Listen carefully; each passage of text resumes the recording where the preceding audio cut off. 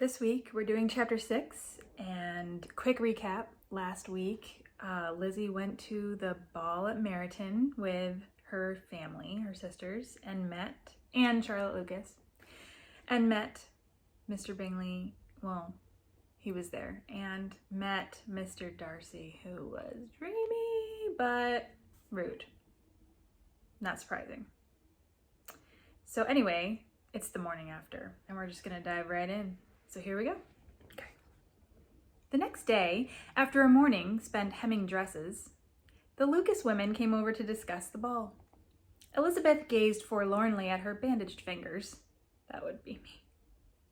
As her mother talked loudly over everyone else in the room. Did you see the attention that Jane received from Mr. Bingley? He seemed to truly admire her.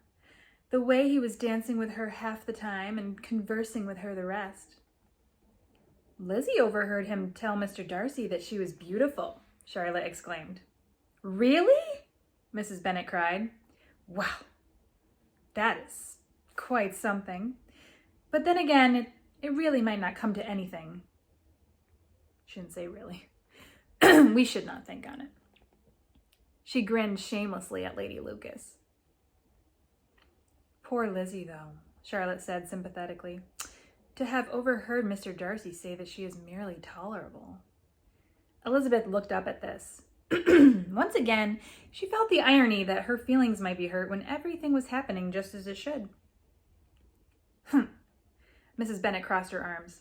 That man is completely and utterly disagreeable. I cannot imagine it should cause Lizzie one moment of discomfort that he might not like her. In fact, I should think it would be a punishment if he did. Mama, I think you are being too severe on Mr. Darcy, Jane said quietly, speaking for the first time. Elizabeth gave her a grateful smile. At least someone besides herself could see his potential. I was informed by Miss Bingley that he is very agreeable to those among his intimate acquaintance. I just wish she had danced with Lizzie, Charlotte said, putting an arm around her friend. But she was fortunate enough to dance the first 2 dances with Mr. Bingley. What a gentleman he is to offer such a gesture of compassion. Did you find him agreeable, Lizzie? Mrs. Bennet asked. Elizabeth felt herself blush and hoped it wasn't obvious as she answered, Oh, yes, very agreeable.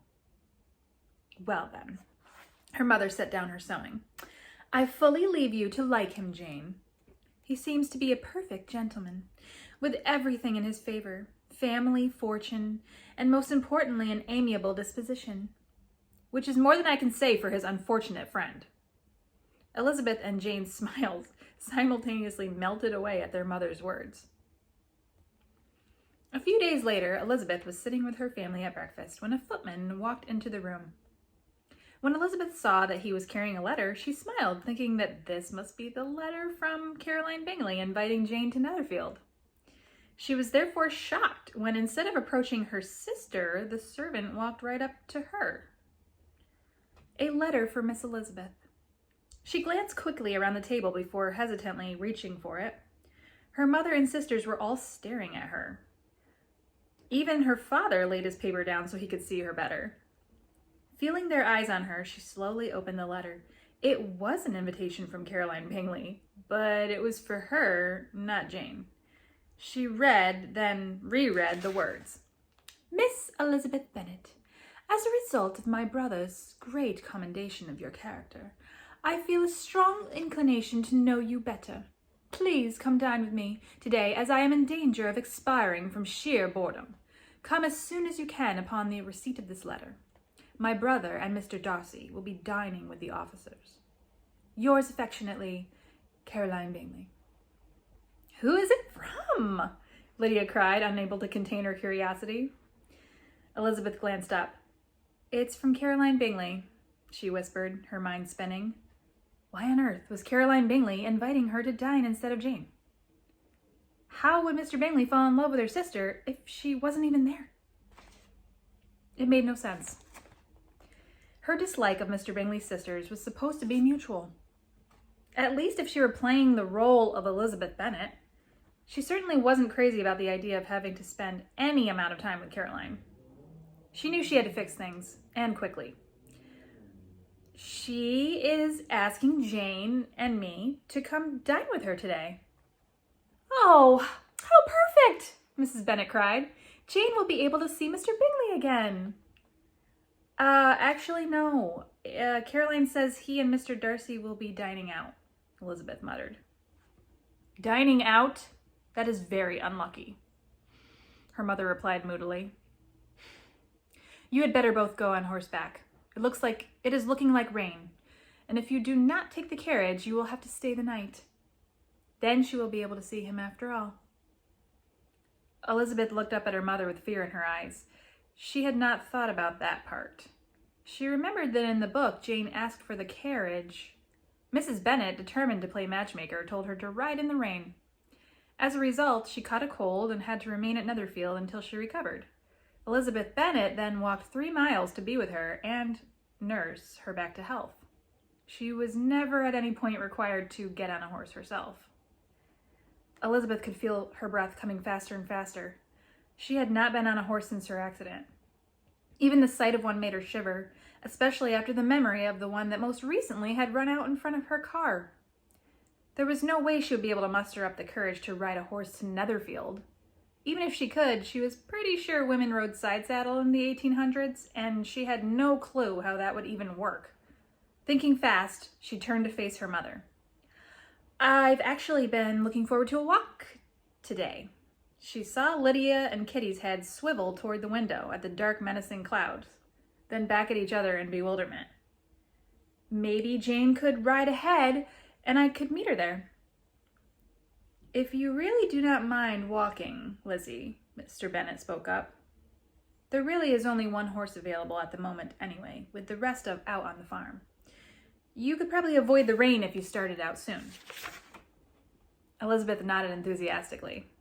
She glanced at Jane, who was watching the conversation like a tennis match, her head rotating from one person to the next. Jane, does that sound good to you? I suppose so. Jane gave her an inquisitive look. Are you sure you do not mind walking alone? I could walk with you. Oh, no, really. That's okay. I need some time to, think over a new dress pattern. Elizabeth replied with a wince. Judging from the looks she received, they all must have been thinking of her performance with the hem earlier that left her with ripped seams and bleeding fingers. She didn't want Jane to have to be in the rain longer than necessary, though, considering how easily she caught a cold.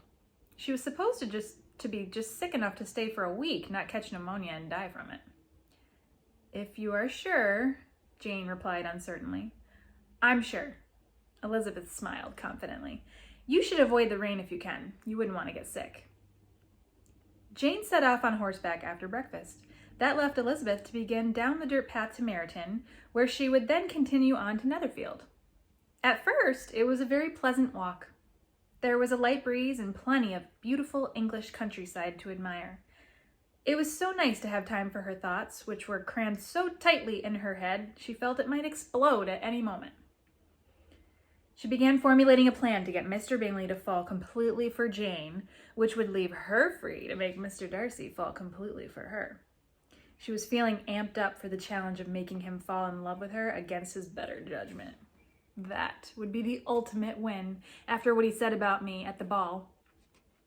She continued to ponder how she would accomplish this, until she looked up and realized she did not recognize anything around her. Her father, who had made several calls on Mr. Bingley since his initial visit, had given Elizabeth vague directions to Netherfield. He mentioned certain landmarks along the way after she had left Meryton, landmarks she now realized she had forgotten to look for. That also sounds like me.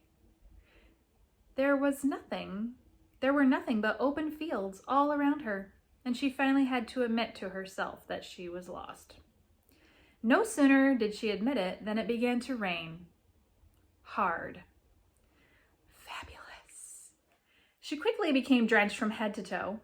The rain made visibility around a zero, so she had no chance of finding her way now. A huge tree about 20 feet away was the only possible shelter.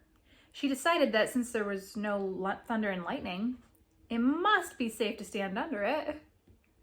The very instant she reached the trunk and leaned against it, she heard a loud rumble in the distance. Perfect. It would be just my luck to get electrocuted and die in my own subconscious fantasy. She began to shiver and tried to rub her hands together to warm them. I wonder if Jane managed to outride the storm. She is probably just getting there now. Comforted by the thought that at least Jane would have arrived at Netherfield and could change into dry clothes, Elizabeth closed her eyes and waited for the rain to stop. Didn't these storms come and go quickly in England? She hoped so, or she would have no chance to find her destination before dinner. After what seemed an eternity, she heard what sounded like horses through the steady beating of the rain on the leaves of the tree. She opened her eyes and searched for its source, thinking maybe someone would be kind enough to point her in the right direction. As the sound grew closer, she could make out 2 men on horseback. She decided she didn't care if it was appropriate or not for her to approach them. This might be her only opportunity. As she walked slowly out from under the tree, the horses came to a halt in front of her.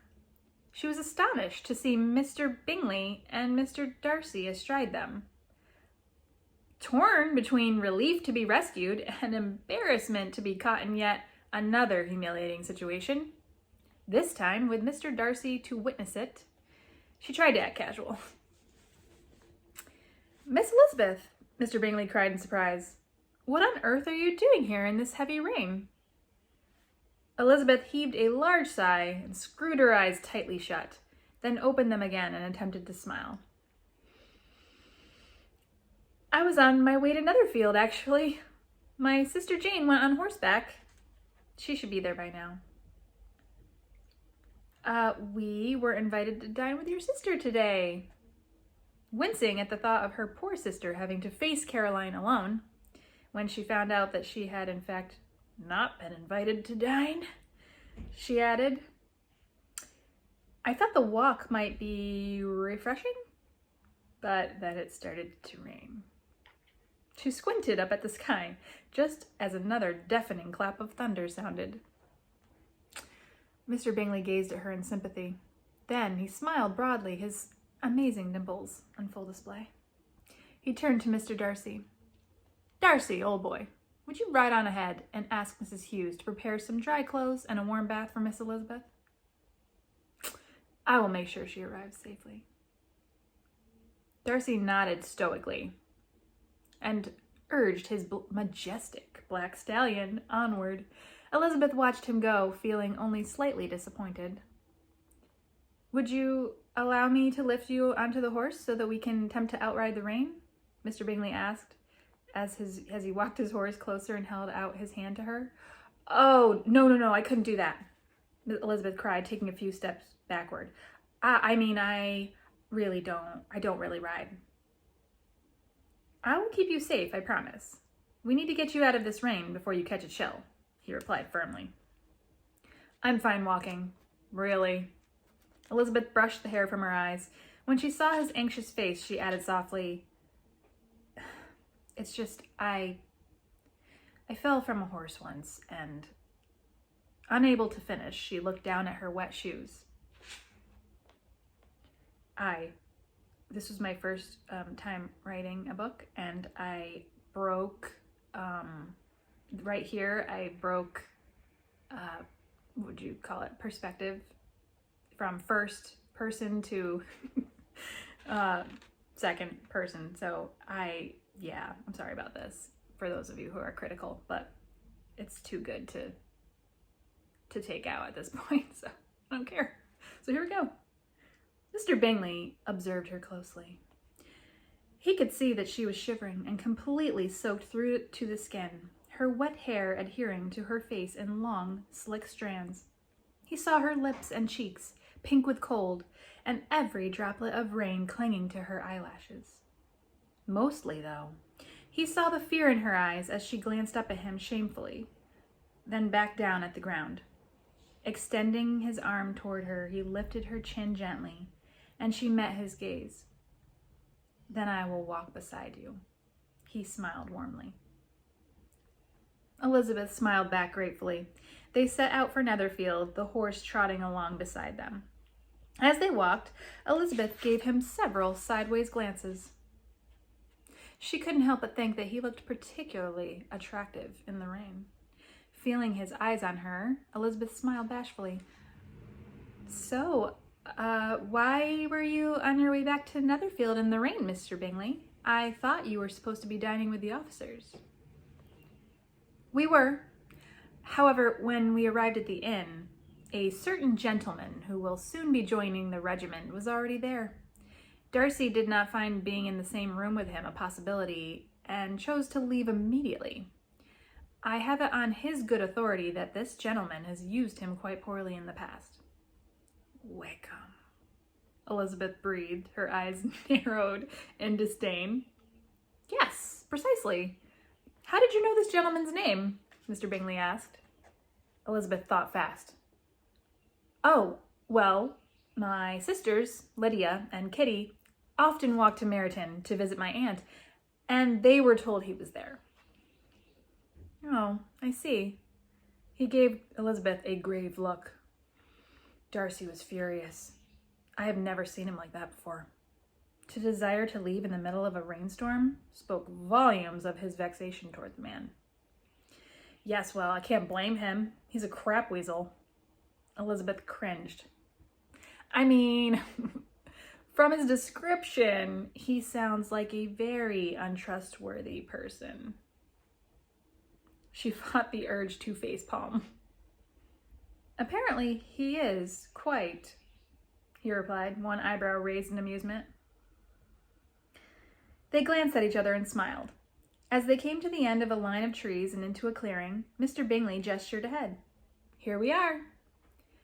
Elizabeth followed his gaze and gasped as she saw Netherfield in the distance. It was the most beautiful house she had ever seen in her life, if you could even call it a house. More a castle of sorts, Elizabeth thought the movie did not do it justice at all. She supposed this was due to the fact that her own mind had concocted it. Apparently, her subconscious also had high standards for imaginary homes that were owned by super hot imaginary men. For a few seconds, she could only stare at the seemingly endless windows and breathtaking landscaping. Then she began to feel dizzy and lightheaded. She assumed it was not from the dazzling view, but more from the fact that she had not eaten or drank much of anything that day. Placing her hands on her knees, she waited for the feeling to pass, but it only got worse. Are you all right? Mr. Bingley asked. He placed a hand on her shoulder. I'm just a little dizzy, that's all, she said.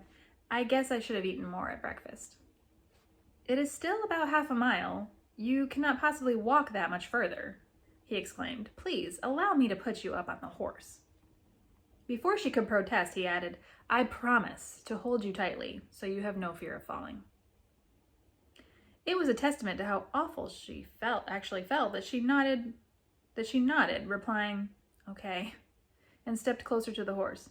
It was a beautiful chestnut mare, chocolate brown with a black mane and tail. When she touched the saddle, it turned its great head to look at her, and she jumped. Mr. Bingley came up next to her and said reassuringly, She is gentle, I promise. He took her hand, and as she looked back at him with trepidation, nodded confidently, then brought it slowly up to the horse's velvety muzzle and let go. The horse shook its head lightly, and she pulled her hand away. Then she cautiously brought it back to stroke the silky down of its forehead. Feeling triumphant, she turned to Mr. Bingley and grinned. Holding onto the saddle, she put her foot in the stirrup and allowed him to lift her up onto the horse. She didn't have time for the panic to set in as he pulled himself up behind her and took the reins. She was too distracted by his arms around her waist and the feel of his thighs against hers. Are you ready? He asked. She nodded mutely in reply. Tally-ho. They set off at a canter. Mr. Bingley was true to his word. She was definitely in no danger of falling in his arms, with his arms holding her tightly against his chest. When they arrived at Netherfield, he brought the horse to a halt and jumped down. Then he lifted his arms to Elizabeth. She put her hands on his shoulders as he gripped her waist and helped her carefully to the ground. Thoroughly aware of how close their faces were, she could not take her eyes off of his. She only realized she still had her arms around his neck when she heard a voice exclaim, "Good Lord, Charles! Where on earth have you been?" and immediately removed them, frantically brushing off her dress instead. She looked up, cheeks blazing, to see Caroline Bingley sauntering toward them, hands on hips. "Miss Elizabeth, are you quite all right? We were so worried when you did not arrive. Thank goodness Charles was on his way back," she exclaimed dramatically, one beady eye on her brother's guilty face. "Oh, yes, I'm fine," Elizabeth muttered sheepishly. "I must have missed a turn or something. I'm so sorry, Caroline."